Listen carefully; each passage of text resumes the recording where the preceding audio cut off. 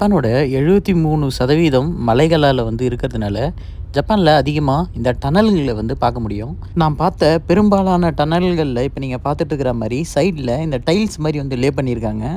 இதுக்கு 2 முக்கியமான காரணம் சொல்லப்படுதுங்க. ஒன்று தெரிவு நிலை, விசிபிலிட்டி அப்படின்னு சொல்லுவாங்க. அதாவது குறைஞ்சபட்சம் உங்களுக்கு லைட் இருந்தாலே உங்களுக்கு டனலுக்குள்ளே போகும்போது நல்ல ஒரு வெளிச்சம் உங்களுக்கு தெரியும். அது இந்த டைல்ஸ் போகிறதுக்கான ரொம்ப முக்கியமான ஒரு காரணம். 2வது, எதனா ஒரு விபத்து ஏற்பட்டால் உள்ளுக்குள்ளே லைட்னிங் நல்லா இருக்கிறதுனால அந்த ரெஸ்கியூ ஆப்ரேஷன் ரொம்ப ஃபாஸ்ட்டாக இருக்கும் அப்படின்னு சொல்கிறாங்க.